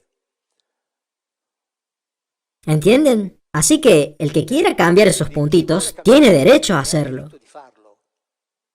Porque los pusieron otras personas hace varios siglos, por lo tanto, otras personas pueden cambiarlos y poner otras cosas con absoluta libertad. Así que esto sería lo correcto. Por eso, cuando la Biblia... Yo digo, porque viendo que no sabemos nada, hagamos de cuenta por lo menos de que es verdad, al menos lo que está escrito. Porque la alternativa es que la Biblia es una montaña colosal de mentiras. La tiremos. Por mí no habría problema. Es a otros a los que no les gusta tanto esa idea. La Biblia es uno de los muchos libros que la humanidad escribió a lo largo de su historia, y debe ser tomada como tal, y ya está. Punto. Y este problema de acá no es que lo tiene solamente la Biblia, que quede claro. Ocurre con todos los textos antiguos. El hecho es que sobre los otros textos antiguos, por suerte para nosotros, no se construyeron estas religiones. Pienso en los textos sumerios o en los textos griegos, etc. Porque quiero decir, el que estudió historia clásica recuerda la cuestión numérica, ¿no? La Ilíada y la Odisea. ¿La escribió Homero o no? ¿O esta colección de varios textos la hizo? Es decir, exactamente como la Biblia. Es igual. Absolutamente igual.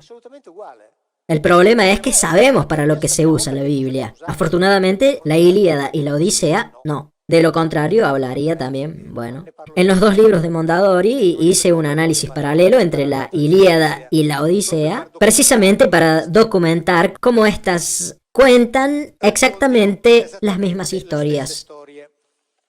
Bueno, ahora en el Salón del Libro de Turín, tengo que ir otra vez a un encuentro con un teólogo, con un historiador protestante y tal vez seguramente con un rabino en el Salón del Libro. Después sé que en junio, en Udine, tengo un encuentro con un teólogo que viene de Palestina, con 1 o 2 lamas y con otro que no recuerdo quién es.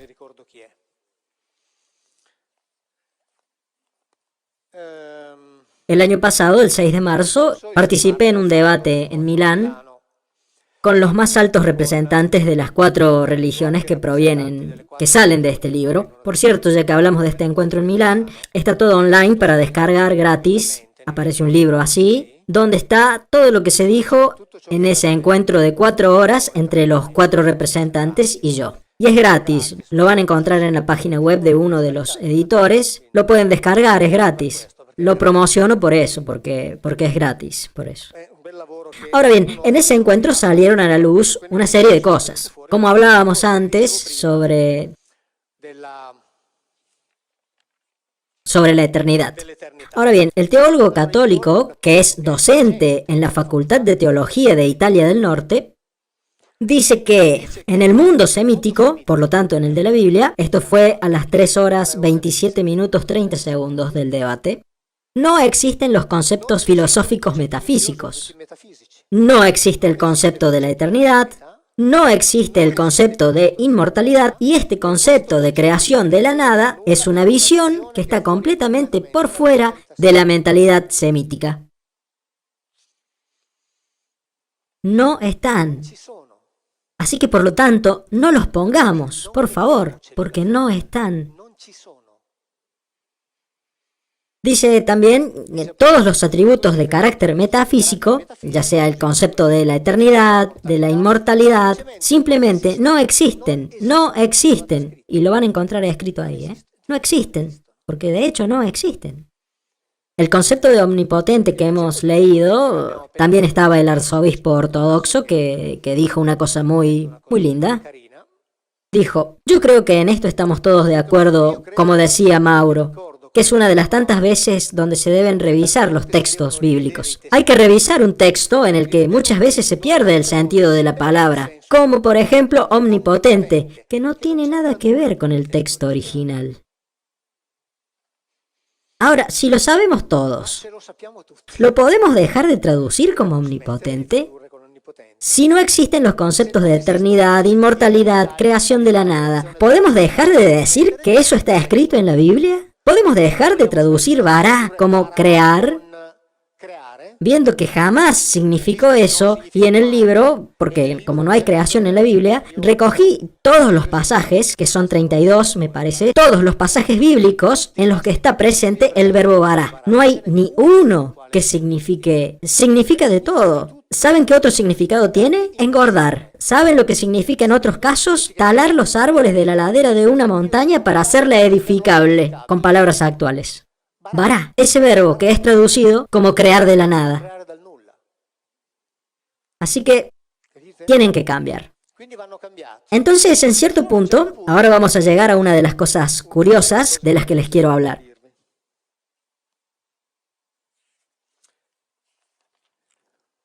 Pero leamos primero esto. Se habló del pecado original. Como ya saben, el pecado original es lo que le da el origen al todo. Nacemos todos pecadores, es decir, manchados, y por lo tanto necesitamos intermediarios que, si somos buenos, nos reconducirán a la conciliación con Dios, quien finalmente nos dará otra vez la vida eterna que nos fue quitada cuando Adán y Eva cometieron la infamia de aquella desobediencia. Se habló del pecado original.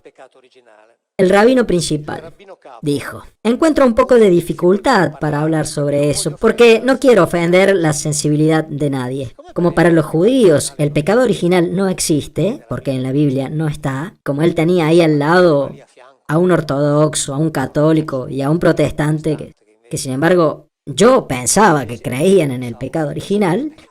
Por eso él dice, no quiero ofender la sensibilidad de nadie, como diciendo, me abstengo de contestar. Y entre otras cosas, el ortodoxo. Si ustedes tienen un temor, les doy como un consejo, les digo, como una sugerencia. Si tienen miedo de pasar algunos años en el purgatorio porque no están seguros de que han sido lo que se dice buenos, conviértanse al cristianismo ortodoxo. No van a ir al purgatorio porque para los ortodoxos no existe el purgatorio. Pero es el mismo Dios y es el mismo Jesucristo. Es otra oferta. Es como en el supermercado de las ofertas. Si estás conmigo, te doy también un 2x3, te llevas infierno, purgatorio y paraíso. En cambio, si te vas con el otro, y al final te quedas solamente con uno, el paraíso. Cada uno elija. ¿Y por qué digo que al final te quedas solamente con uno? Porque para los ortodoxos el infierno terminará al final de los tiempos. Hasta el final de los tiempos, todas las almas que están en el infierno van a tener tiempo para convertirse y por lo tanto se convertirán, y que al final de los tiempos el infierno desaparece, por lo cual en la eternidad estarán todos en el paraíso. Si quieren permanecer siendo cristianos, si quieren seguir creyendo en el mismo Dios, continuar creyendo en el mismo Jesucristo, pero quieren estar seguros de que no van a pasar la eternidad en el infierno, no quieren pasar la eternidad en el infierno, aunque nadie sabe lo que es la eternidad, etc., háganse ortodoxos y nunca van a estar en el infierno para toda la eternidad, ¿ok? Así que imagínense a Dios que por la mañana se despierta y le dice al católico romano, a vos te voy a poner en los brazos un ratito, al de Atenas no. Dejemos que los teólogos estudien sus cosas abstractas. Tiene razón el Papa ahí. Así que el rabino no habla de eso. El biblista valdense. El biblista valdense, hace un rato les mostré el diccionario de hebreo, arameo, bíblico. La versión italiana está firmada también por él, en el sentido de que es uno de los biblistas italianos más importantes. Digamos que él hace los diccionarios. Y él dice: entre Génesis 3 y la carta a los Romanos, que es donde comienza la idea del pecado original, donde el apóstol Pablo dice que por medio de un hombre la muerte entró en el mundo, evidentemente no hay coincidencia. Y de hecho, leyendo a Pablo, uno se pregunta ¿de dónde saca esa idea? Perdone, ¿no? Esa es la que nos vienen contando ustedes desde hace siglos. Yo les agradezco por la honestidad intelectual que tuvieron ese día de hablar claramente. Tanto es así que yo no tuve que intervenir, sí, solo una vez con el rabino, pero no intervine para hacerle preguntas, porque incluso hubo momentos en los que yo me preguntaba, pero ¿qué es lo que estoy haciendo acá? Lo están diciendo todos ellos.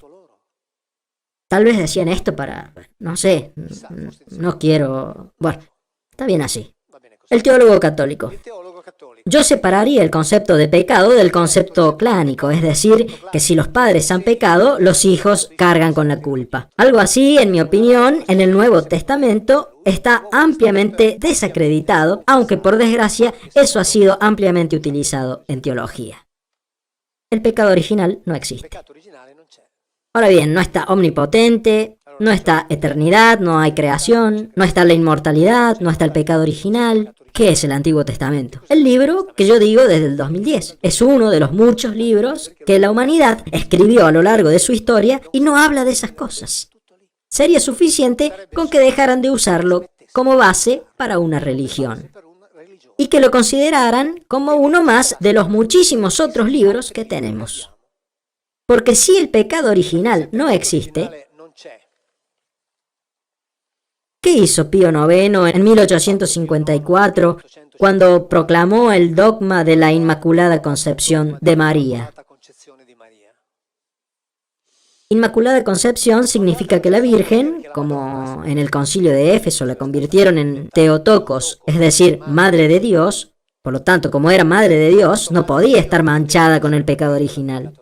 Y así que por eso proclamaron el dogma de la Inmaculada Concepción, es decir, que ella es el único ser humano en toda la historia de la humanidad que ha sido concebida sin la mancha del pecado original. Pero si el pecado original no existe, ¿qué dogmatiza ese dogma? La nada. O si Pío IX no conocía la historia, lo falso. Porque no hay muchas alternativas. Así que, si el pecado original no existe, todos nosotros hemos nacido como la Virgen, sin mancha. Y eso es todo. Pero en la Biblia el pecado original no está. Es suficiente con leerla. No está. Está en las interpretaciones, no en la Biblia. 1858, en la gruta de Massabielle, Bernadette Soubirous ve a esta figura femenina que ella siempre llama Aqueró, que en el dialecto pirenaico significa aquella de ahí. Ella nunca la llamó la Virgen, Aquella de ahí se convierte en la Virgen cuando la Iglesia toma el control de la historia. Por lo tanto, ella decía, Aqueró dijo esto, Aqueró dice, yo soy la Inmaculada Concepción. Pero si era la Virgen, ¿sabía de lo que estaba hablando? Y si no era la Virgen, ¿qué es lo que le han hecho decir que nunca dijo, pero que al Papa le convenía que ella dijese para avalar un dogma proclamado 4 años antes? Así que está entre esas dos opciones. Pueden inventarse lo que quieran, pero los razonamientos de este mentecato son de verdad básicos, Son los más básicos que los míos. No hay. Más básicos que estos no puede haber. Pero es así, es la evidencia. Si no existe el pecado original, porque de hecho no existe, no tiene nada que ver la Inmaculada Concepción de María. Y no puede ser de otra manera. Absolutamente. Ahora, ¿cómo vará no significa creación? Aquí se habló también de esto. En un cierto punto, la periodista que conducía el evento pregunta: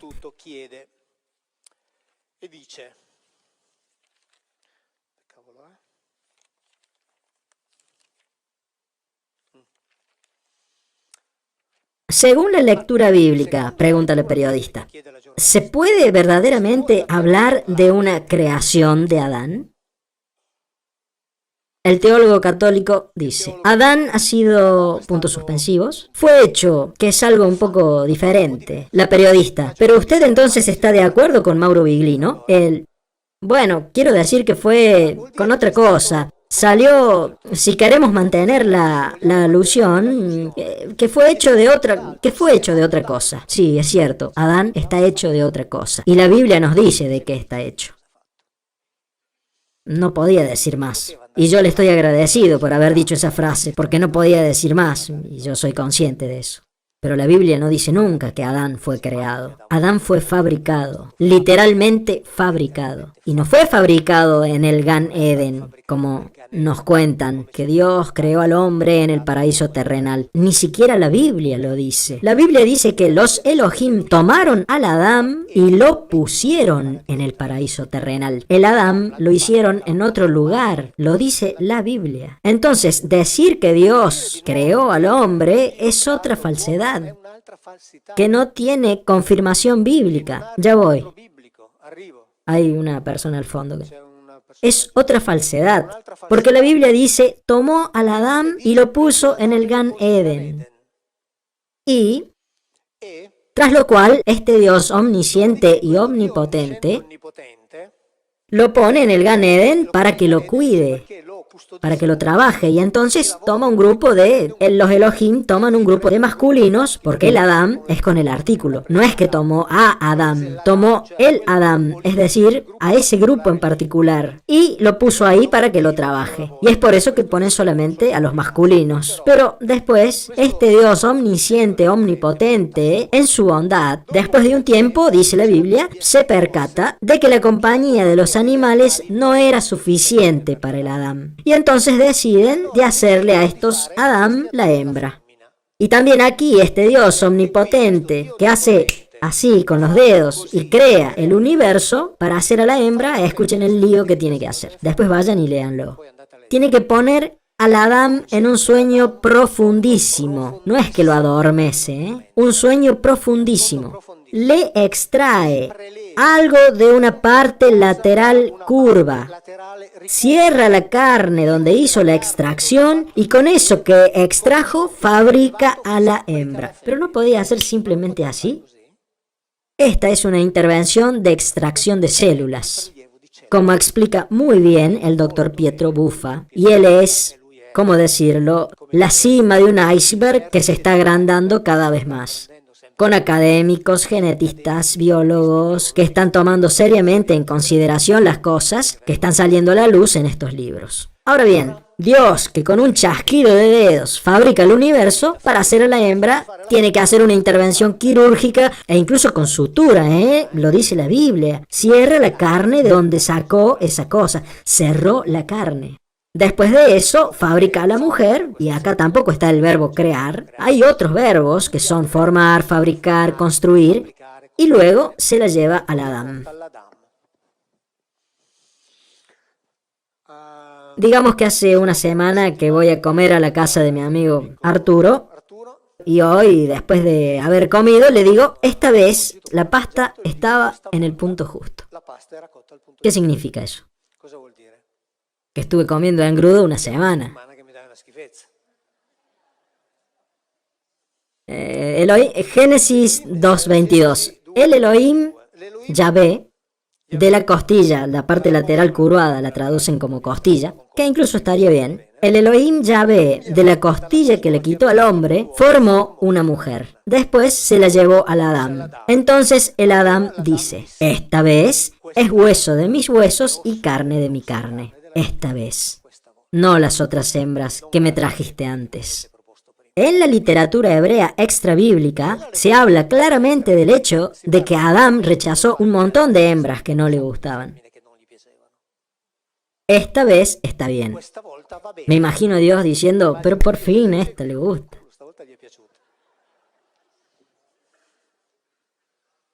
Parece que siempre fue difícil, ¿eh?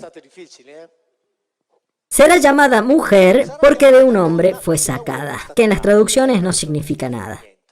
Uno dice, ¿por qué tiene que llamarse mujer si...? En hebreo, en cambio, por suerte también acá en la Biblia de la familia cristiana, dejaron los dos términos en hebreo, transliterado. Será llamada Isha porque de un Ish fue sacada. Ish significa individuo masculino. Isha es la incorporación de la terminación femenina a Ish. Así que por lo tanto será llamada hombra, por decirlo así. Porque de mí, es decir, ustedes sacaron un pedazo de mí para fabricarla. Y esta de ahora está bien. En las traducciones de las Biblias hebreas en inglés, donde acá está escrito esta vez, en muchas Biblias hebreas en inglés está escrito finalmente. ¿Entienden? Finalmente. Y provoca una fascinación increíble esta historia. Porque no es la fábula que nos contaron. Es algo que tiene una concreción tal que te pone la piel de gallina. Bueno, a mí por lo menos, por suerte, porque llevo 7 años hablando de esto. Se me pone la piel de gallina de lo fascinante que es esta historia. Después tienen que saber que está la historia del dios alfarero.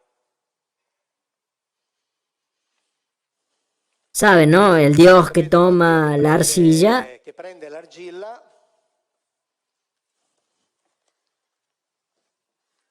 y con la arcilla modela al hombre.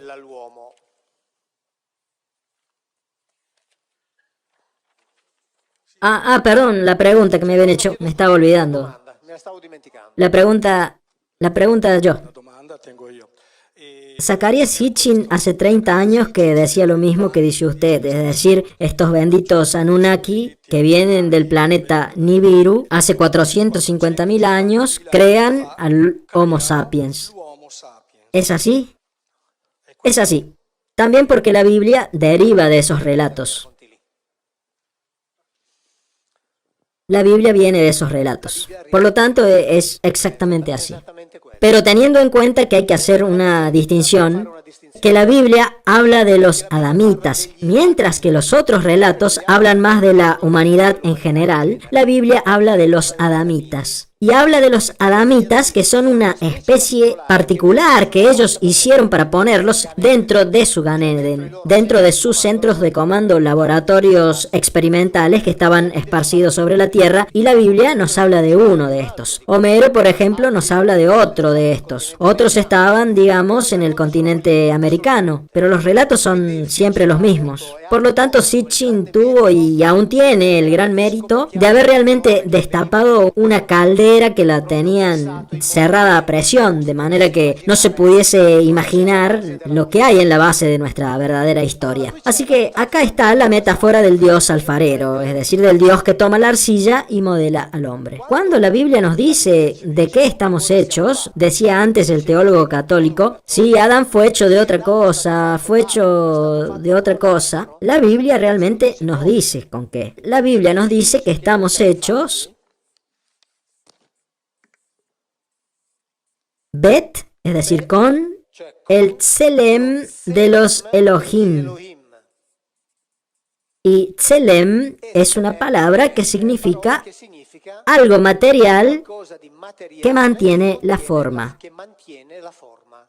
Y como deriva de la raíz hebrea tsalam, que significa cortar, sacar afuera, extraer, en los diccionarios, en inglés, digamos, de hebreo bíblico, aquí se dice claramente que tsalam significa algo de cut off, es decir, algo que ha sido cortado, extraído. Usted mencionaba justamente a Sitchin, y Sitchin nos dice de dónde se tomaba ese tselem, de la sangre de los Anunnaki, varones jóvenes. Purificaban la sangre para sacar el ADN, para ponerlo en los homínidos y convertirlos, efectuar el proceso de encefalización, porque de eso se trataba. Tenemos dentro una docena de secuencias génicas que no compartimos con nadie, que no sabemos de dónde vienen, y los textos antiguos nos dicen de dónde vienen, y son los que precedieron al proceso de encefalización. Es decir, garantizar que fuésemos individuos capaces de entender y de ejecutar órdenes.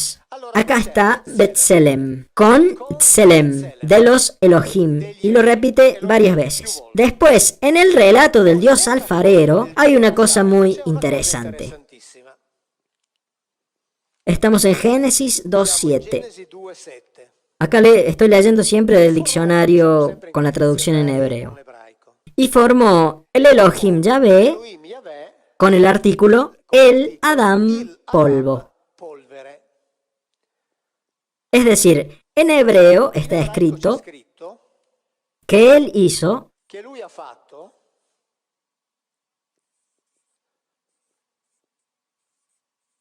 acá está, el Adam Afar. Aunque no sepan en hebreo, no importa. ¿Qué diferencia salta a la vista con respecto a lo que escribí antes? El Elohim hizo al Adam con el Tselem. Y acá hizo el Adam Afar. No está el con. No hizo al Adam con el Afar. Hizo el Adam Afar, que es otra cosa. ¿Qué podría ser? Si tomamos los textos que vienen obviamente de otras formas de pensamiento, que era el modelo que implantaron acá. Los Vedas dicen que el universo está poblado por 400.000 especies humanoides, de las cuales muchas llegaron acá. 400.000. Lo que hicieron para ponerlo en el Gan Eden puede ser que lo hayan llamado el Adam Afar. Tanto es así que en las Biblias que les mencioné antes, la traducción es precisamente esta. Y formó Yahvé Elohim el Adam polvo, no el Adam con polvo. Porque esto es lo que está escrito en hebreo. Y, como digo siempre, yo hago de cuenta que es verdad lo que leo. Esta es la premisa mía para todo, hacer de cuenta que es verdad lo que leo. Porque yo, la verdad, no la tengo, que quede bien claro. Pero esto es lo que leo, y leo la diferencia sustancial. Acá lo hicieron con el Tselem, y acá no lo hicieron con el polvo. No lo hicieron con el polvo. Y acá hay otra cosa, y esto después hice una conferencia en Savona donde invité al doctor Máximo Barbeta, y ahora lo voy a invitar de nuevo a Génova, no recuerdo cuándo es, entre mayo y junio, no recuerdo, porque estas cosas salen de su trabajo. Él se ocupa mucho de la cábala y de la cultura egipcia y conoce mucho la astronomía egipcia antigua y los jeroglíficos, etc. Él es un profundo conocedor de la cábala, ha leído muchos estudios cabalísticos, etc. Entonces son cosas que estamos haciendo juntos. Entonces, la situación es diferente, pero diferente en el sentido de que, ¿de dónde viene entonces este Adán? Viendo que la Biblia dice que tomó al Adán y lo puso en el Gan Eden. En el versículo inmediatamente posterior se habla de cuando el Elohim plantó un jardín en Edén, donde cultivaban vegetales que dan frutos buenos para comer. Pero la tierra ya estaba llena de vegetales. Ahí dentro cultivaban lo que producía alimento. Lo dice la Biblia claramente. ¿Y cómo es que lo planta en este Gan Eden? Dice, plantó un Gan Eden al este o en oriente. En realidad en hebreo está escrito otra cosa.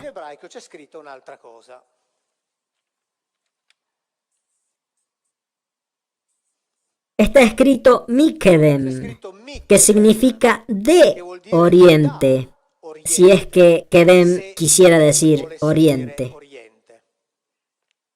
Entre otras cosas,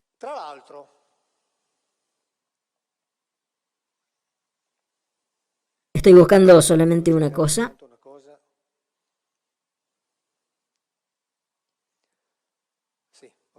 Así que bien.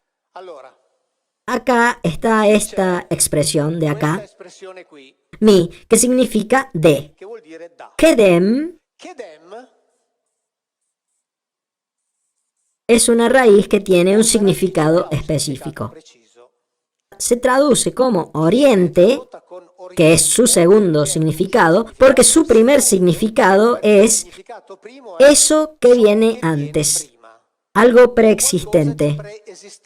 Así que por lo tanto, en realidad acá la Biblia nos está diciendo que cuando ellos plantaron este Gan, es decir, este jardín cerrado y protegido en Edén, lo plantaron haciéndolo derivar de un Kedem, es decir, de un Gan, de un jardín que ya existía antes en alguna otra parte. Es decir, es como si aquí hubiesen plantado algo cuyo origen está en otro lugar. Y este es un significado que está claro, clarísimo en todos los diccionarios, tan claro que les quisiera dar una indicación, porque como la primera vez que hablé del Tselem, de esto de acá, había un teólogo que, no sabiendo que Tselem derivaba de la raíz Salam, se sorprendió un poco y trató de inventarse un poco de todo para decir que Salam no significa cortado, extraído, sino que significa grabado. Y después dijo, como yo citaba el diccionario de Brown Driver Briggs, donde se encuentra ese significado cut off, él dice, además Biglino ni siquiera pone la página del diccionario. ¿Será que yo en los diccionarios acostumbro a buscar por orden alfabético, no por el número de página? Así que pensé que no tenía que poner la página. No sé si él sin la página no es capaz de encontrarlo. Bueno, pobrecito, ¿no? Entonces, esta vez quiero ayudar. Este significado acá de Kedem, en el diccionario del rabino Matityahu Clark, que deriva de los estudios de Samson Raphael Hirsch, se encuentra en la página 224. En el Brown Driver Briggs está en la página 869. Y en el diccionario de etimología bíblica, publicado por la Universidad de Haifa, se encuentra en la página 562. Exactamente este significado que les acabo de decir. Eso para que nos quedemos todos tranquilos, sea el significado, lo pueden encontrar. Así que bien, conectando estas dos cosas, nos encontramos frente a un posible modelo que fue fabricado para ser implantado aquí y que viene de una especie de matriz original que viene de otra parte. Esto es lo que nos cuentan también otros textos antiguos y probablemente nos lo cuenta también la Biblia. Y la Biblia tal vez nos dice esto en el Salmo 24, donde se dice una cosa interesantísima. El Salmo 24 es el que Monseñor Balducci, que era el monseñor del Vaticano que tenía la tarea de estudiar la vida extraterrestre, no sé si saben, él decía, no hay ninguna duda, la Biblia conoce a los extraterrestres, y vaya si los conoce, no hay ninguna duda. Lo van a encontrar en YouTube, muchas afirmaciones suyas. Nunca nadie lo contradijo, nunca nadie lo detuvo, y él tenía esa tarea específica. Él citaba el Salmo 24, los primeros versículos. Al Señor le pertenece la tierra y todo lo que ella contiene, el mundo y todo lo que lo habita. Es decir, hay una distinción clara entre el planeta Tierra y el resto del universo con sus habitantes. Él dice, por ejemplo, que este es uno de los pasajes en el que la Biblia distingue claramente entre la Tierra y los habitantes del universo. Después, el Salmo 24 concluye con un himno a Yahvé. ¿Quién es este Señor de la gloria? El Señor, el fuerte y héroe, el poderoso en la batalla. Alzaros puertas eternas, porque entra el Rey de la gloria. ¿Quién es este Rey de la gloria? El Señor de los ejércitos, etcétera, etcétera. Entonces, acá se habla de puertas, a las cuales se les da una orden específica. Dos órdenes de puertas que son llamadas de dos maneras diferentes. Lo escribo en italiano. Las primeras son llamadas sharim, que en los diccionarios en inglés se traduce como gates, y las segundas son llamadas petahim, que significa abertura. Y las segundas están conectadas con olam. Como saben, el término que dije antes que se traduce como eternidad, pero que no significa eternidad. La raíz olam tiene un significado preciso. Indica algo no conocido. ¿Ok? No se sabe. Así que esto se aplica tanto para el tiempo como para el espacio. Así que acá se dice, hay puertas a las cuales se les dice, alzad los dinteles, porque debe pasar Yahvé con su cabot, que es traducido como gloria. Después se les dice a estas puertas, alzaros también vosotras, porque debe pasar Yahvé con su cabot. Por lo tanto, hay puertas de entrada y puertas de salida. Las puertas de salida se abren en el olam, es decir, en un territorio del que nadie sabe nada. Se entra por aquí y se sale por allá. Y lo que hay después del allá no es dado a conocer. ¿Quién sabe a dónde estará ese allá?